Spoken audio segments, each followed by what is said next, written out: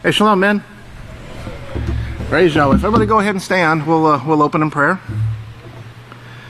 Great and merciful loving Father, who is holy and righteous, name is Yahweh. Father, this is your servant Yisrayl Hawkins, Father, along with many of your house, Father. We do ask permission to come before you under the headship of our pastor and overseer, the great Kohan Yisrayl Hawkins, and through the authority of your Son, Yahshua Messiah.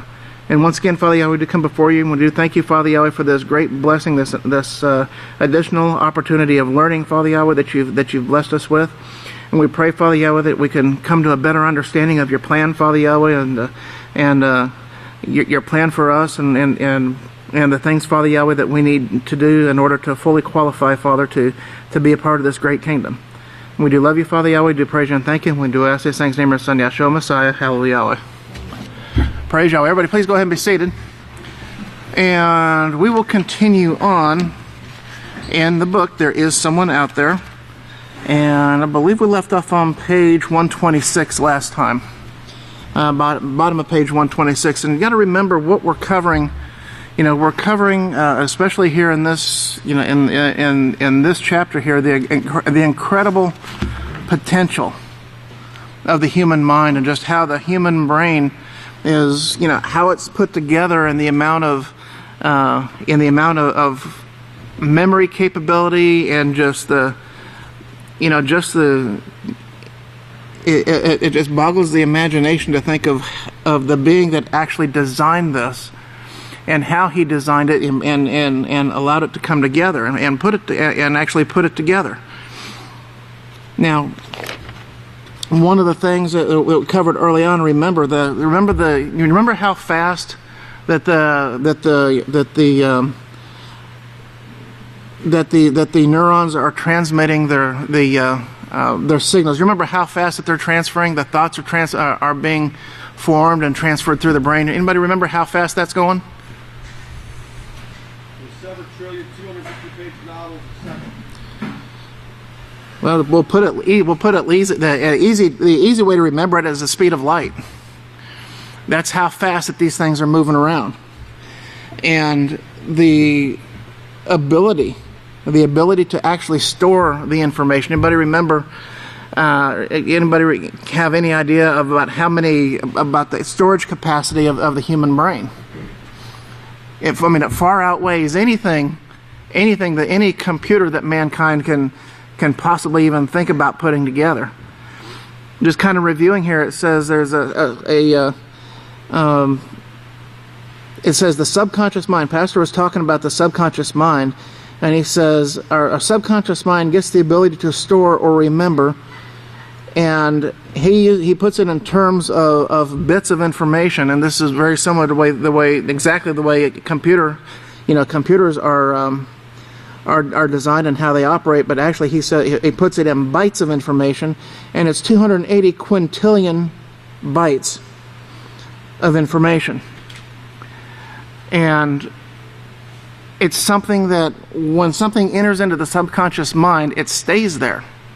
And this is a thing. It stays there. It doesn't leave, but it stays there. And Pastor, he showed us how these, if one of the senses can detect anything at all, be it sight, sound, smell, taste, or touch, whether we are aware of it or whether we are not, we don't even have to be conscious.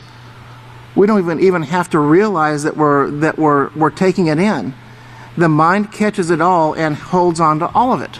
It keeps it. It stores all of that information.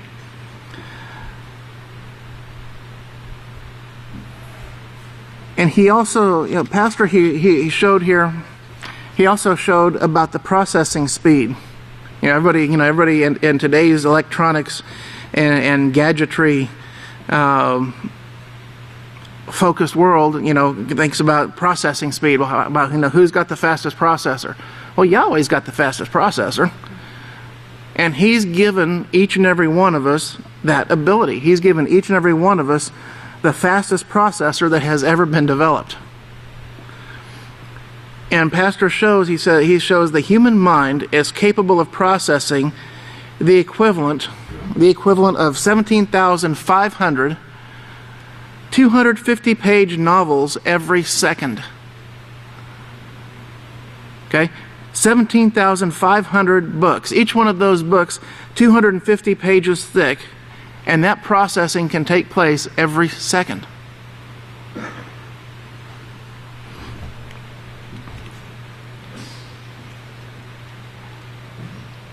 And Pastor, remember, he also showed. Remember, he's told us for years. He said, he's told us for years that, the subconscious mind, it can never get filled up. The brain can never get filled up. It's never going to fill to capacity, because it's going to continue to grow, and the more you feed it, the more righteous things you feed into it, the better and the stronger it becomes.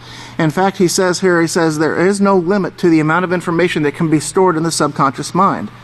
In fact, we now know that both the conscious and subconscious minds become stronger as they are fed with information. Okay, and it's just like the human body.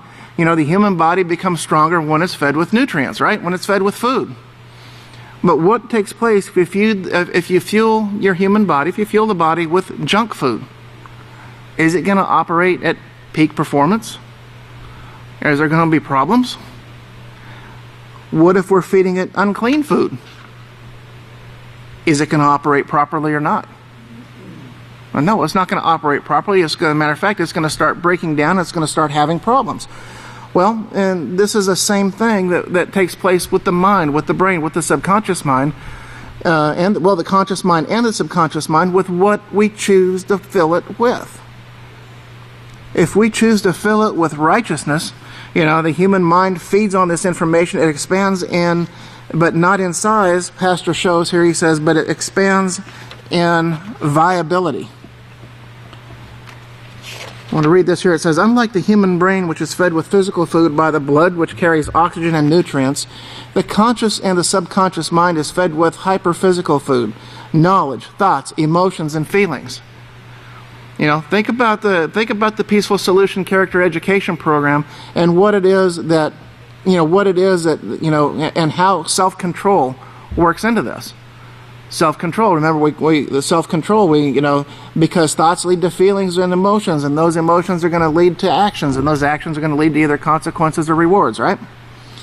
Well, look, he's even giving us this here. He said, it's fed with knowledge, thoughts, emotions, and feelings. This non-solid food can either nourish the mind, causing it to increase in viability, or it can harm the mind, causing it to decrease in viability.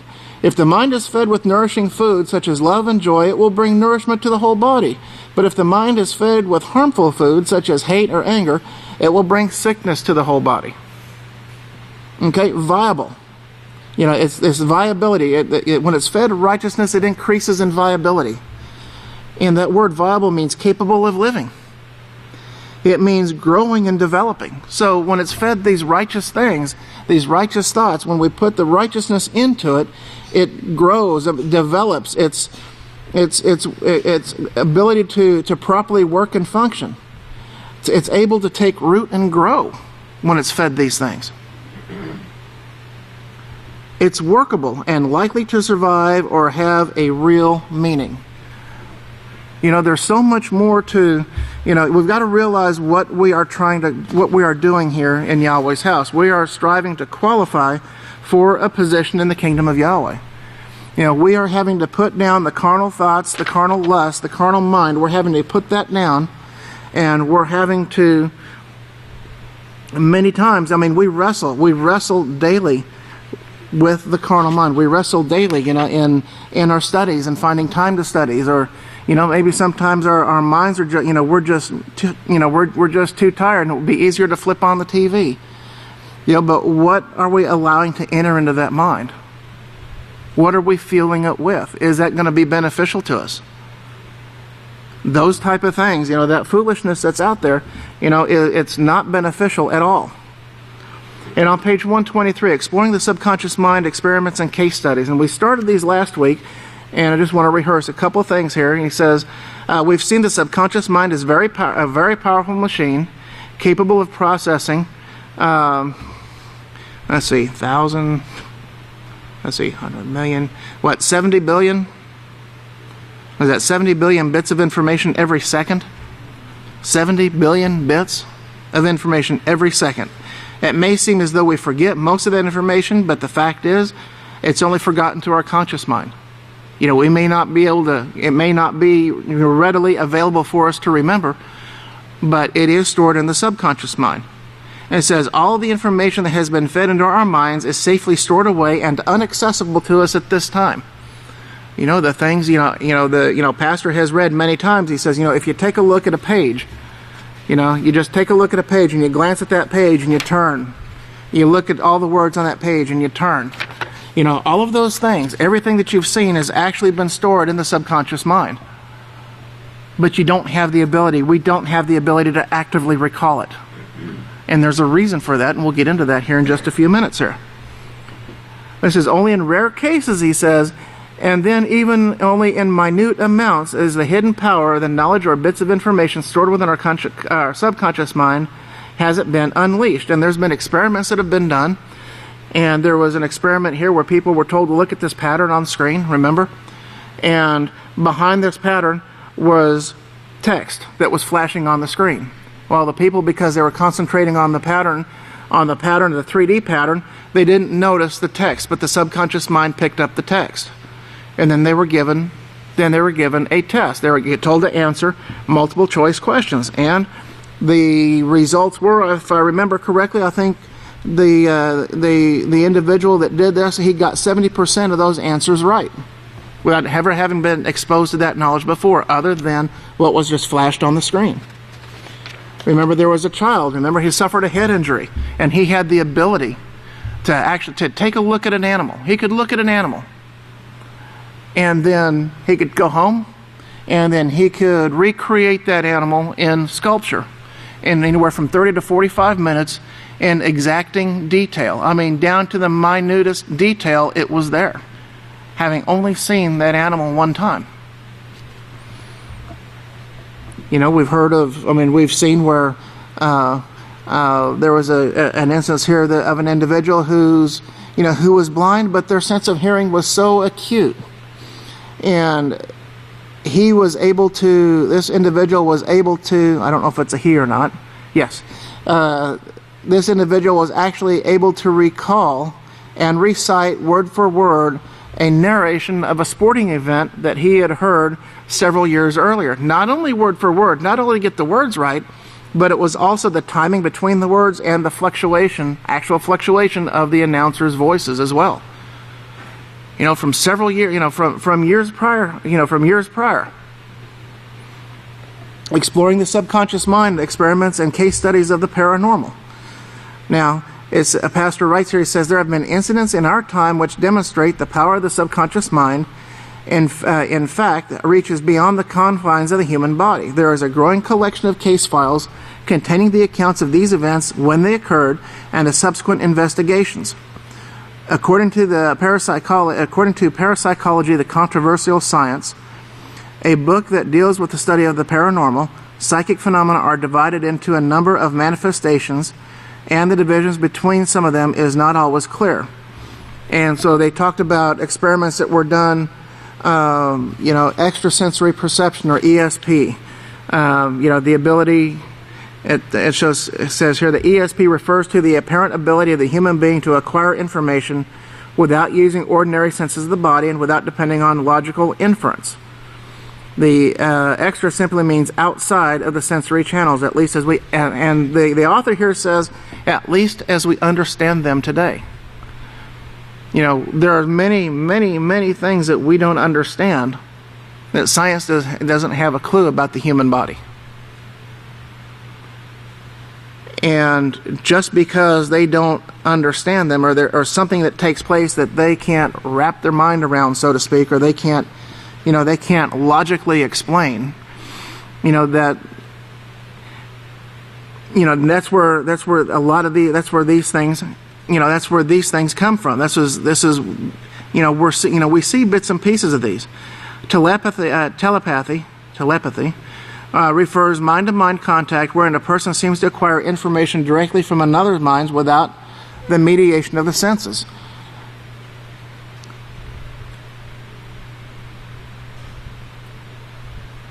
And let's see here.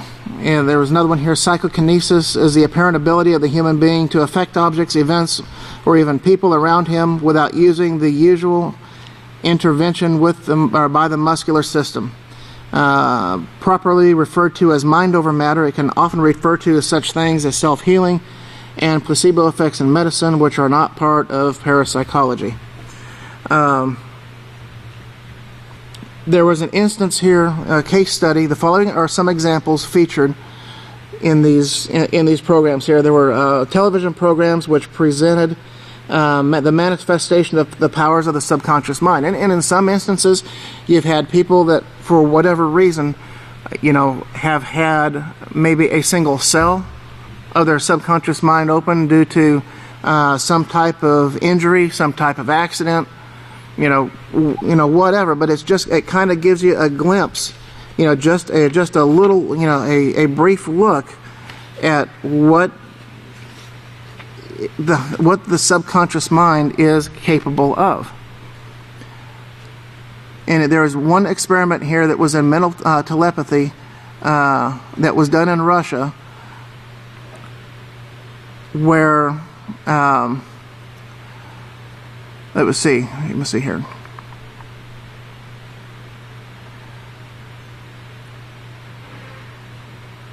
Okay, where this one individual was instructed to think in his mind or telepathically tell the other individual to place a statue on a table, and that was actually done.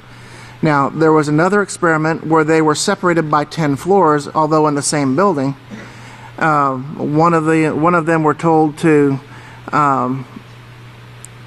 think about and to transmit the description of the item that he was seeing, and then there was a stenographer that was with the other person who actually took that who took that statement, and they were able to identify.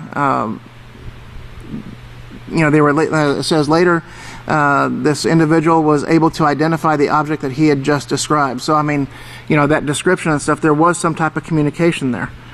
Then there was another, the same one where one was instructed to think about strangling the other one. And this one here is kind of interesting because they were actually monitoring the heart rate and brain waves, and they actually noticed the fluctuation, not only in the brain waves, but also in heart rate and other physiological senses and other physiological reactions. And as the individual was thinking about strangling this person, the person on the other end who was actually receiving this actually showed symptoms of being strangled, and they actually had to cut that experiment short. And you can see with that particular incident, if people were given the use of their subconscious mind in the way and the mindset of the world is today, we would have people dropping dead all over the place. They would not be using it for righteousness in any way, shape, or form. They would be using it for all sorts of self-centered, unrighteous, unlawful, and violent reasons.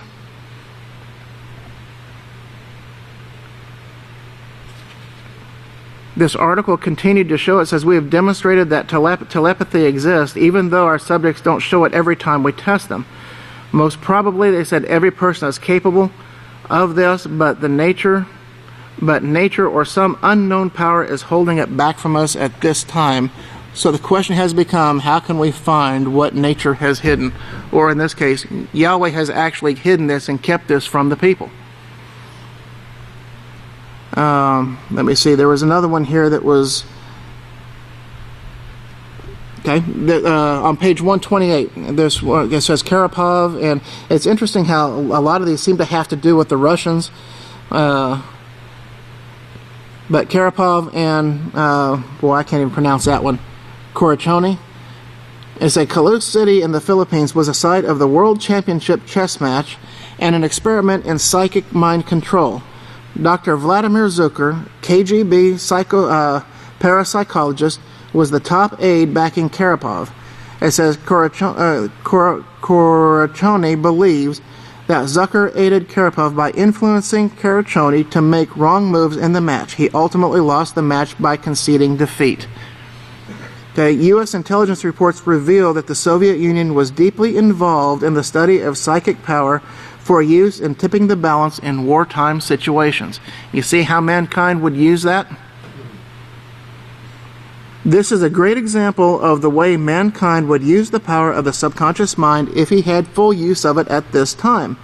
It would be used for mass destruction, of course. Of course, this lesson comes to us through history. Before Yahweh created man, he created the Malachim, many of whom turned against Yahweh and used this great power he gave them to destroy the earth before mankind was even made. And we can see that account there in Genesis chapter 1. It says, this is the reason it will not be given to anyone unless they qualify first, and they qualify first through righteousness. Biogravity. This one's kind of interesting here too. It says biogravity. This particular doctor, Dr. Dubarov, was studying the biogravitational field phenomenon where objects of any material can be caused to stick to a person's body. Some have said that it's only static electricity, but the weight and materials of some of these objects would not respond to static electricity in this way. And they've shown this one individual had a field powerful enough that he could attract a total weight of almost 70 pounds. It says experiments have shown there is unusual brainwave activity when a subject is exercising their biogravity forces. Well, you can see, there's certain brain waves that are being emitted, and they're saying they're unusual. When psychics attract things, there is synchronous activity between both hemispheres of the brain. In other words, both sides of the brain are working together. With the full use of the subconscious mind, we will actually be able to defy gravity. There are certain things we're going to be able to do. Peter McRatton found himself in a situation where he was for the first time going skydiving. And when it came time to pull the chute release, it wouldn't open. So he plummeted toward the ground, waiting for the death that he knew that he was sure to come. Instead, he began to slow down and ultimately hit the ground with no more force than if he had jumped off the dinner table. Scientific investigations into this incident failed to uncover any explanation of how this might have occurred. Let's see here. From the age of 33, Nina Kulagina was first discovered her power, and she was by far the most studied psychic in the world. She had the ability to move objects without touching them, often several at one time. In fact, the experiments called for placing something over the objects to be moved to demonstrate that there was no contact between her and the objects moved. She also had the ability to radiate heat from her hands, leaving burns on anyone who would request a demonstration. She was able to see things without looking at them. Levitation was also in her grasp. As a matter of fact, her abilities were eventually led to charges of fraud, but were proven to be real in the Russian court, the first case ever of legal validation of psychics' powers' existence. Scientists were actually able to detect unusually strong brainwave patterns as she used her power. So again, we see, we can see these abilities here. So this next individual down here, as a child, he suffered a head injury, releasing with him some amazing abilities. He was able to hold his breath, submerged underwater for extremely long periods of time, upward to 15 minutes. He could shoot what appeared to be electrical sparks from his fingertips, burning holes in newspaper, and he demonstrated superhuman strength when he pulled a 60-ton train with nothing more than wires driven through his arms. This may seem utterly impossible, but Yeshua stated that if a person keeps the faith Yahweh gives us to live by, the very least amount of power Yahweh will give him or her will be enough to move mountains. So with Yahweh, all things are possible. You think of what it was, of how Yahweh created the universe. And not even necessarily the universe. Just take a look a little closer. Just take a look a little closer to home. Take a look out in the garden. Just look at the grass grow. How is Yahweh getting that blade of grass to grow? What is involved? Well, you've got the roots, you've got the system of the roots, you've got the leaves, you've got the process of life within that plant itself that uses the sun to convert carbon dioxide, actually takes carbon dioxide out of the air, the stuff that we breathe out, that's a waste product to us, The plants take in because that's what they take in. They live on carbon dioxide. And what do they breathe out? What do they produce? They produce oxygen. So you can see, I mean, you know, you can just see when, like I say, I mean, it's kind of hard to really put in words. You know, just the complexity and everything that Yahweh has, everything that He has done. You know, and we see it every day, and we take it for granted every day.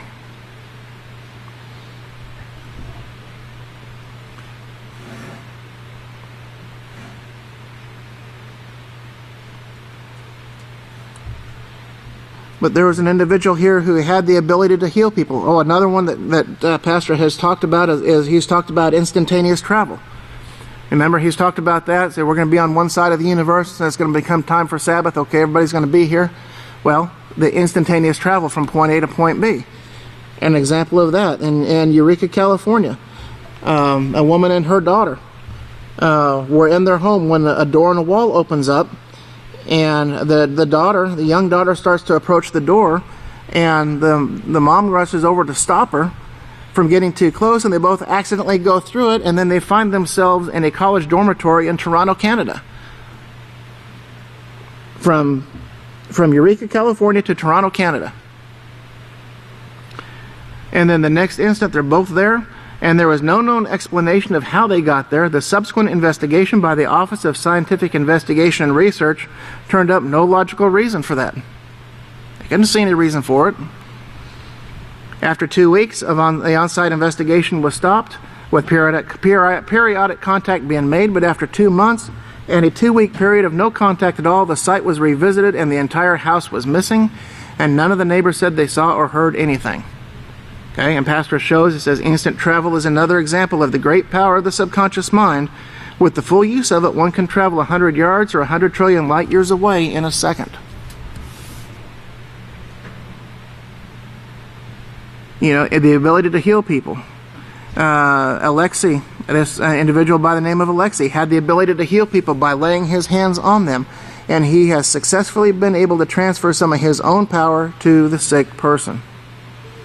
There was an instance where an individual was burned, serious third-degree burns over a significant portion of his body. The on-duty doctor testified at the hospital that the man was completely healed and not one scar was left on his body. The Office of Scientific Investigative and Research, which was called into the investigation, can find no way or nothing to explain what took place. And Pastor shows here, says, this too is one of the great powers of the subconscious mind holds. It's spoken of in the Holy Scriptures, and many of the apostles and the prophets in Yeshua had been given this power as a gift for the work of the Creator, for the work the Creator had on the earth at that time. Okay, these are just some examples of rare and unusual cases when a person has, for some reason or other, a portion of their subconscious mind open to them, enabling them to display certain abilities or powers which most of us are unable to do at this time. See, the thing is, with this, each and every one of us has within us, Yahweh created within us, this conscious mind and this subconscious mind. It's all there. It's together. It's all in one package. But the access, the door to access what lies behind the subconscious mind right now is locked. It's locked. And we don't have the key to get in yet. Actually, we do have the key to get in. And that key to get in is given to us every week. You know, we need to overcome. You know, we have to overcome the carnal mind. And we have to take on Yahweh's perfect righteous character. That is the key. The key to getting access to the subconscious mind and the power that it holds is taking on Yahweh's perfect righteous character, allowing Yahweh to make us into His image and likeness.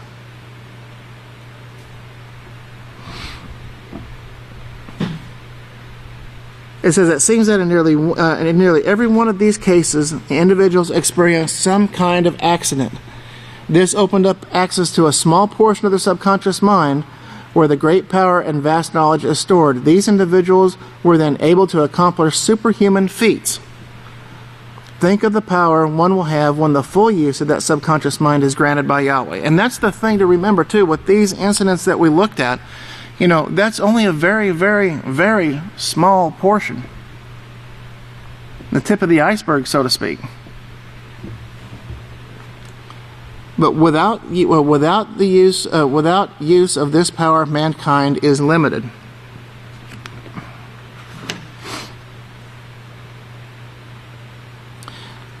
Pastor writes here, he says, every human being has an incredible potential. Yes, every one of us has this potential. It is obvious, this is obvious from what we just read. We know that the subconscious mind is a very powerful tool, even from what little scientific knowledge we have of its capabilities, and the few examples we have of rare cases when a portion of this power has been unleashed. It's a very powerful tool. It's also obvious from what the scriptures tell us about Yahweh's plan for mankind. For from this most reliable source of knowledge, we know that the Creator has placed within each one of us an incredible potential. Why then has mankind proven himself incapable of governing the world at this time?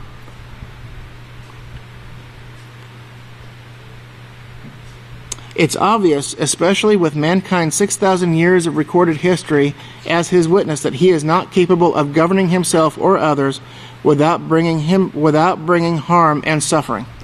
And that's what we see in the plan of Yahweh. That's what we see in the world today. Mankind has been allowed 6,000 years to go their way.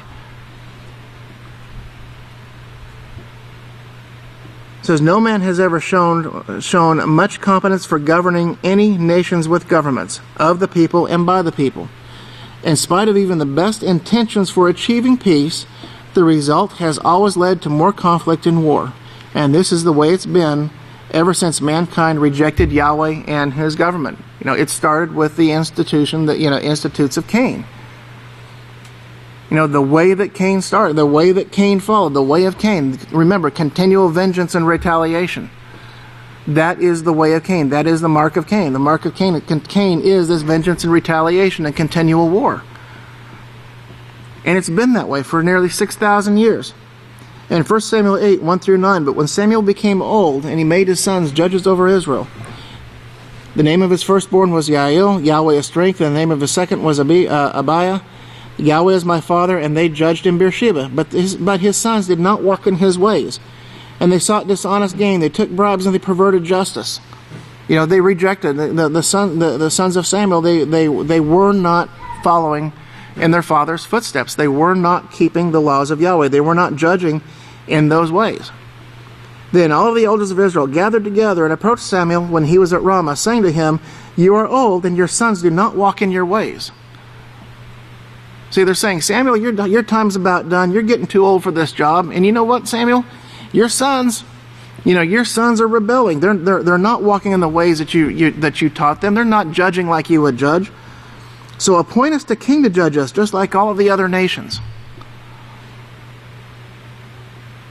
So they went to Samuel. They went to Samuel, and their intention was not to have a righteous king appointed, because they had sins that they were hanging on to.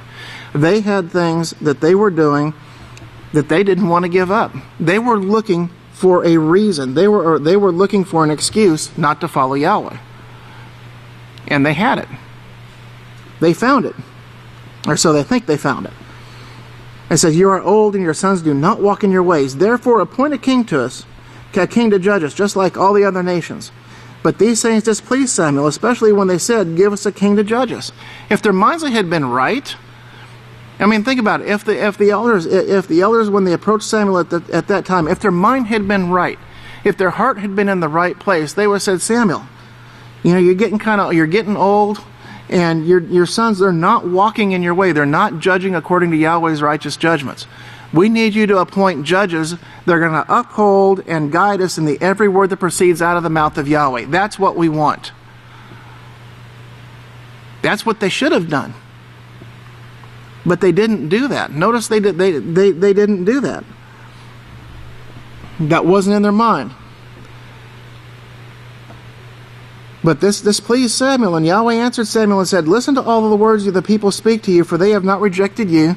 They have rejected me, that I should not reign over them." You see, they didn't want the rule. They didn't want the laws of Yahweh. They didn't want the perfect laws of Yahweh that would ensure peace, joy, and abundant living, abundant health.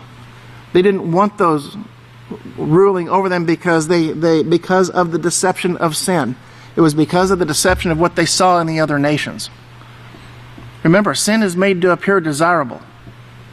And they desired to be like those nations. They thought the grass was greener on the other side. But Yahweh said, they haven't rejected you, Samuel, but they've rejected me. They don't want to follow my laws. Just as they had done from me from the day that I brought them out of Egypt to this very day, they are now doing to you. They are forsaking me in order to serve gods. So listen to them, moreover, and solemnly forewarn them, and let them know how the king who will reign over them will behave toward them. Yahweh told Samuel, warn them. Tell them how this king's going to behave. Tell them what they're going to do. Make sure they are well informed so they can't come back later and say, "Samuel, you didn't tell us they were going to do this. You didn't say he was going to take all my land. You didn't tell me he was going to tax me 30%, 40%, whatever the going rate is anymore." But he told them, he says, warn them and let them know. And even after that warning, they said, "Samuel, appoint us a king." And so Yahweh didn't hold it back from them. Yahweh gave them exactly what they wanted.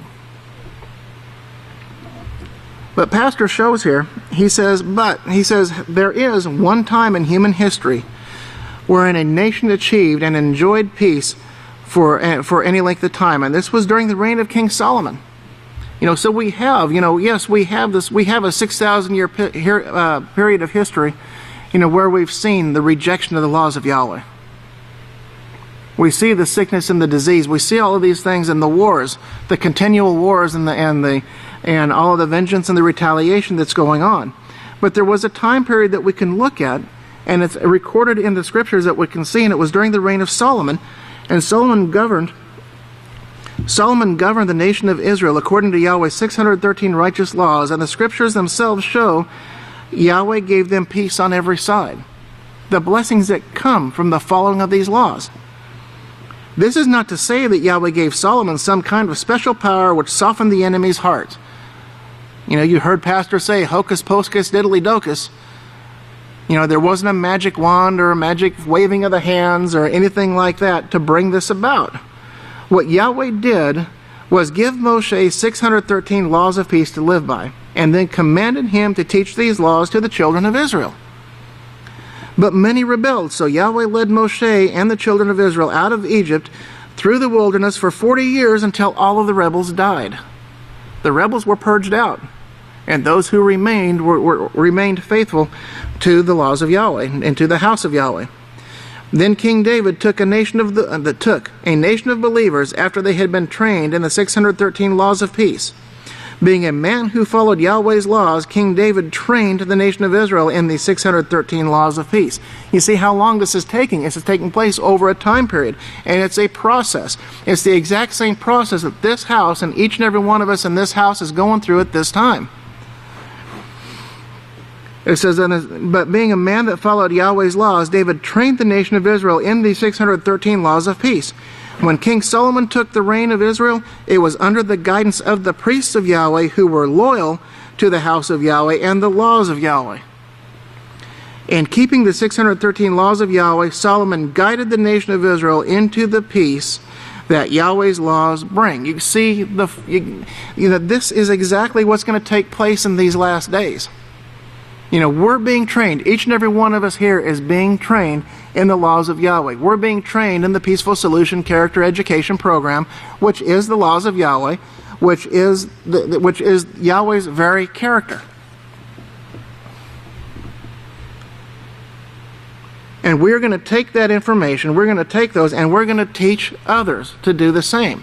And this same process that we see here outlined, that Pastor outlined for us here, This same process is the exact same process that is going to take place very, very soon now. This is how the nations are going to be brought to peace. This is how the nations are going to beat their swords into plowshares and their spears into pruning hooks. It's not going to be a magical, instantaneous thing. It's going to be just as it was in the days of Solomon here. It says the word about Israel's success under King Solomon's reign spread quickly throughout the nations, and in fact, leaders and rulers from all surrounding nations came to witness the peace, love, and joy and abundant living that Israel enjoyed under Solomon's rule as a result of living by Yahweh's laws.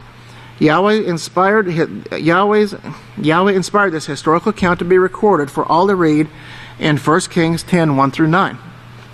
So when the Queen of Sheba heard about the fame of Solomon relating to the name of Yahweh, she came to test him with difficult questions. When the missionaries go out presenting the Peaceful Solution Character Education Program, guess what? They're being tested with difficult questions. Exact same thing that we see here. It says she arrived in Jerusalem with a very great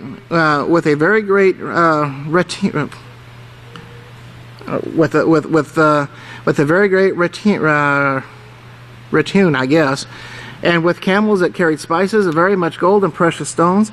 When she came to Solomon, she spoke with him about all that was on her mind, all the problems, all of the issues. But Solomon answered all of her questions, and there was nothing so difficult for the king that he could not explain to her. The answer to every question, the answer to every problem in the world can be found within the laws of Yahweh, within the 613 laws of Yahweh. You know, we know how many laws are on the books. You'll have 15, 20,000 laws. I think I heard here recently that try to govern just gun legislation or something along that line. If you've ever seen a law library, you'll go into a room and you'll have, you'll have thousands and thousands and thousands of volumes of books. I mean, books as thick as the book of Yahweh, with multitudes of laws in there. And with all of these laws, you look at the mess that the world is still in.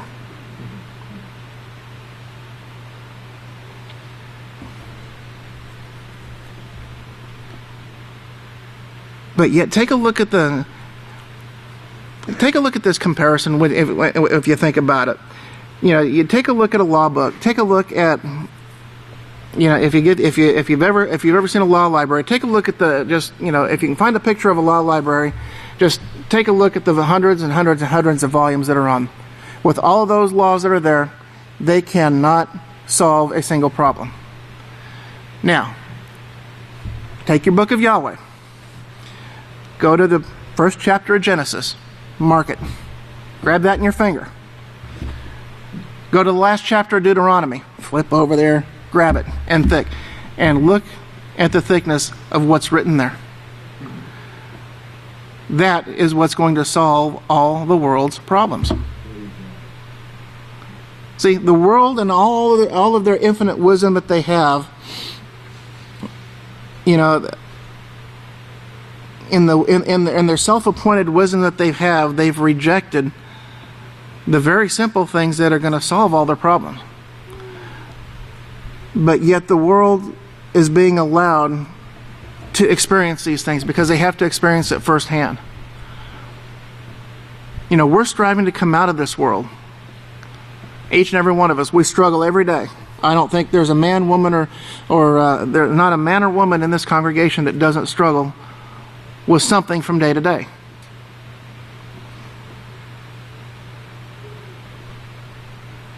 But it's not, it's not confusing. The laws of Yahweh are not confusing. We have a teacher. We have a teacher that's been given to us. And we have counselors that we can go to. And we have a teacher that is in direct contact. He is in contact with Yeshua. He's got the answers. He has the answers, and all we have to do is ask. We have to ask, but there's something else we have to do. It's not just enough to ask for help with the problem, right? What else do we have to do? What was that? We have to be obedient. We have to follow the instruction that we're given. But we see here, the Queen of Sheba, I mean, she saw how joyous, how joyous the men were, how joyous you are and your officials who stand continually before you, and she saw, she saw the great benefit that came and the wisdom that Solomon had and the great benefit that came from following those laws of Yahweh. And it's written there. It's written there not only for them to see, but it's written there for our learning and for our instruction as well. It says the Malachim in heaven enjoyed these same conditions until some went astray and rebelled against the very laws that bring all of these much sought after blessings of peace, joy, love, and abundant living. See, there's only one way to get these blessings. And everybody wants it. Everybody wants peace. But they're not willing to submit to the one sent in order to attain peace. At least not yet. They will. They will. The Malachim were not capable of maintaining peace, joyous existence according to their own understanding. When it is in opposition to Yahweh's government, and mankind is not capable of maintaining a peaceful, joyous existence under these rebellious conditions either. And this is the great lesson that is being taught. The fact is, with the use of the conscious mind only, mankind is not capable of ruling a nation or kingdom righteously. With the use of the conscious mind only, mankind is not capable of ruling a nation or kingdom righteously. To put it bluntly, Pastor says it's much like putting a fox in charge of the chicken house. But mankind has within him, the potential to rule righteously. Yahweh is patiently working with man, making them in his own image, teaching them his 613 laws of peace, and it is only those who will humbly submit to the laws of Yahweh, to Yahweh's laws, developing Yahweh's own perfect character, that will be given this awesome power that is present in only in the subconscious mind at this time. There is a lot that's written there. Yahweh is patiently working with man, making them in his own image, putting his character within them, teaching them his 613 laws of peace, and it is only those who will humbly submit to Yahweh's laws, developing Yahweh's own perfect righteous character, that will be given this awesome power that is present only in the subconscious mind at this time. So anybody who has within them the desire to rebel, the desire to sin, the desire to rise up against the authority, they're not going to be given this power. They have to allow, as Pastor has shown, he shows that when we truly convert to the laws of Yahweh will completely overshadow us. And you can see that in the love and the desire that Pastor has to serve each and every one of us. You can see how his whole mind, his whole thought, everything that he thinks, everything that he does is for the benefit of the people. It's for our benefit. It's for the benefit of those who haven't even come yet. It's for the benefit of those who will be coming. That is the character. That is the desire. We need to get to that point ourselves. We need to follow that righteous example that's been set before us, and we see him every week. It says, although mankind doesn't have the full use of the subconscious mind at this time, it still continues to function as Yahweh intended it to. Yeah, even though we don't have access to it, it's still working.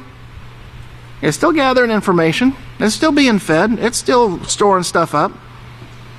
It's recording all the knowledge and experiences of a person's lifetime. Everything we see and hear, it never forgets any of the information that's been fed into it.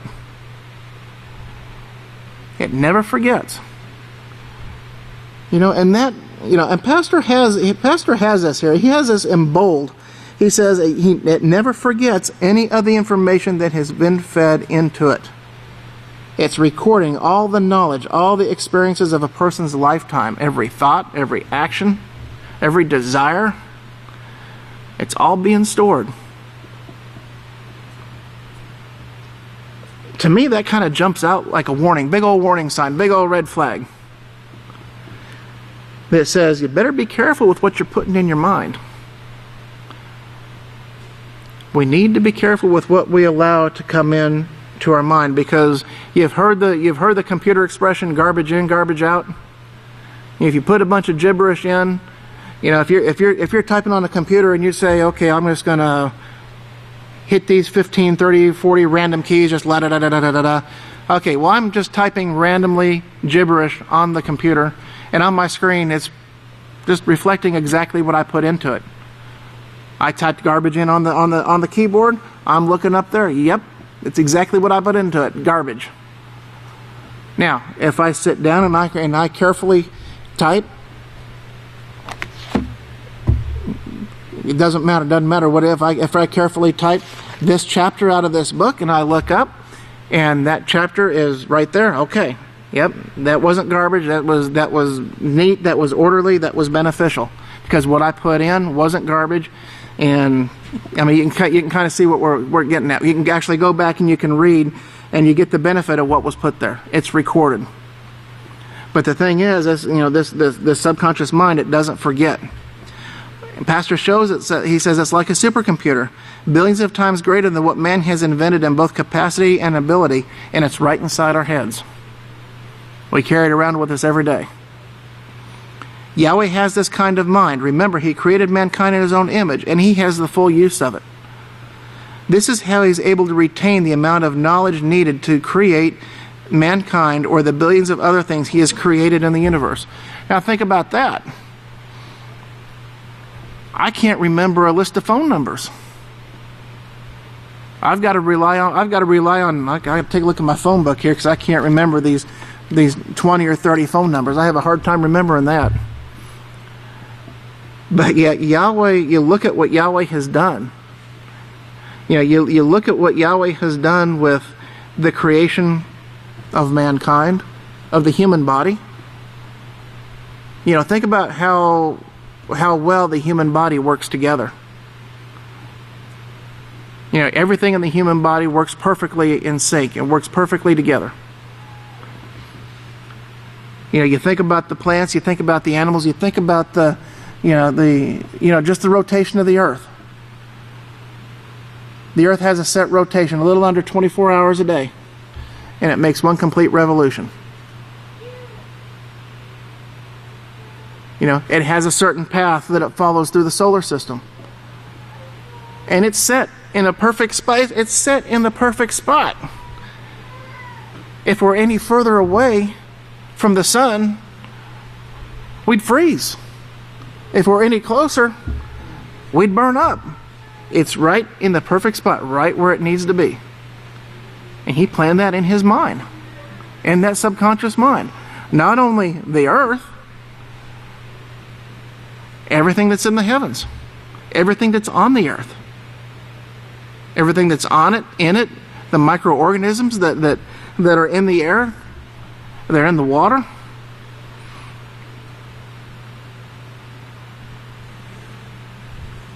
And He has all of this in this mind, and this is the same mind, the same capability that each and every one of us has sitting on top of our shoulders right now. It just depends on how are we going to prepare to use it. Are we going to prepare to use it? All scientific authorities know about the subconscious mind. It should be obvious to them that this is a powerful tool, is doing what it was created to do. It should also give them a hint that someone has a purpose for it. It's not there just to, it wasn't created for no reason. They don't understand it. But just because they don't understand what it's for, that doesn't mean it doesn't have a purpose. That's like the so-called, you heard the article about the junk DNA, right? They're saying that was what 95, they said what 95% of DNA was junk DNA. I think it was something like that. Well, that's just junk. Well, how do you know it's junk? Well, we just don't see any purpose for it. Fine, you don't see any purpose for it, but does that mean it doesn't have a purpose just because you don't see it?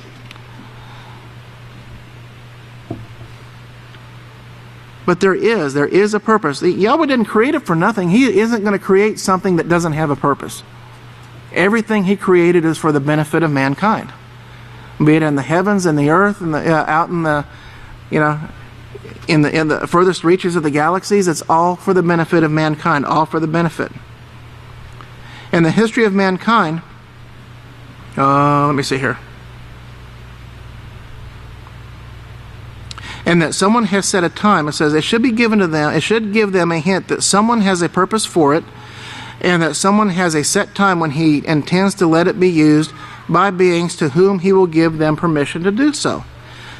Imagine this for a moment, if you will, and think about some of the case studies that we looked at earlier. Think about some of the case studies. Okay. Imagine for a moment, if you will, what if some of today's world leaders suddenly obtained this kind of power? Okay? Maybe some of those we've been taught to fear. He says, through the use of the subconscious mind, they would have the power of the universe at their disposal. They would have it at their disposal. What a frightening thought this is. These men are too dangerous now, even with the limited conscious minds that they possess. Look at the evil that they have come up with. Just in terms of weapons. I mean, just in terms of weapons. You've got nuclear weapons. You've got biological and chemical weapons. I mean, a biological weapon? Creating a virus to infect somebody so that they go and spread it to others? To cause them harm? And they think they've got something like that under control. We have this under control. They don't have anything under control. Chemical weapons, the same type of thing. Nuclear weapons. And this is just with the ability that they've been given now, with the limited knowledge that Yahweh has allowed them to have. So it's extremely obvious and understandable that Yahweh simply cannot and will not enable man to have full cognizant possession of his subconscious mind without first proving to Yahweh that He will choose to use its power for righteousness and true peace. And this is what we're doing here. This is what we're doing. We are battling here. We are here to qualify for that position in Yahweh's kingdom. Now, as I said before, Yahweh doesn't make a mistake. Yahweh doesn't make a mistake. We are not here. There is not a single person that is here at Yahweh's house that has ever come to Yahweh's house that was here by mistake. Each and every person that has been called to Yahweh's house was invited. Remember the parable of the wedding supper? Remember the invitations that the king sent out? Because he wanted certain individuals to attend the wedding feast of his son? Well, each and every one of us here has received a personal invitation from Yahweh. Whether we have something physical to look at or not, but by the very fact that we're here, we've been invited here by Yahweh. And you know what that means? If we've been brought here by Yahweh, you know what that means? That means that Yahweh wants each and every one of us that are here today in His family. Every man, every woman, every child that is here, Yahweh wants in His family. He has made that choice. He says, I want you in my family. I want you here. That's why you're here. I've invited you here. I've invited you to my house. I want you in my house, and I want you in my house forever.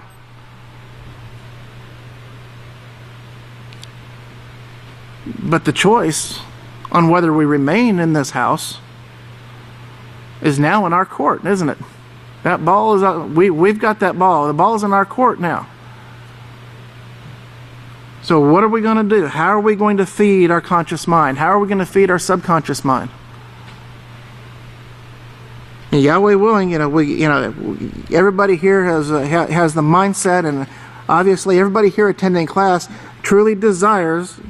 Everybody attending this class or that's listening to this class or they truly desire to be a part of this kingdom. We're being given the knowledge We have to put it to use in order to be completely made in Yahweh's perfect, righteous character, so that we can be given, this opportunity and this ability to actually carry out these jobs that Yahweh wants us to have. He wants us here. Now it's up to us to do what we need to do in order to qualify. In minutes, 8 o'clock, we'll stop here on page 135 at the bottom. May Yahweh be with you and bless you, and have everybody have a great week. If everybody stand, we'll go ahead and we'll close in prayer.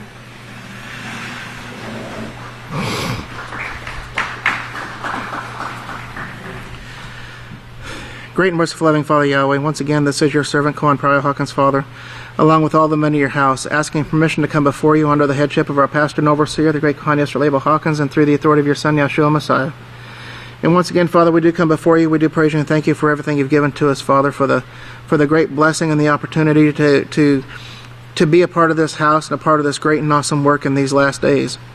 And we pray, Father Yahweh, that as we do go forth this week, that you would strengthen our hearts and minds, Father, and that you'll help us all in our efforts in overcoming this carnal mind, Father Yahweh, and help us, Father Yahweh, to always apply the Peaceful Solution Character Education Program, Father, to always apply the STOP acronym to everything that we do, Father, so that we can always stop and think and consider our options and always proceed with the righteous choice, Father, so that we can fully qualify to be a part of your house forever and to serve you and your people in all creation forever. We do pray, Father Yahweh, and continue to pray for the sick and afflicted, from the oldest to the youngest, Father. May you continue to have mercy upon them. May you strengthen them and protect them and guide them, Father Yahweh, and heal them in their afflictions. Heal them from these things, Father Yahweh, so that we can all stand before you as a body, Father Yahweh, and rejoice greatly serving you and one another forever. We do love you, Father, and do praise you and thank you, and we do ask these things in your Son, Yahshua Messiah. Hallelujah.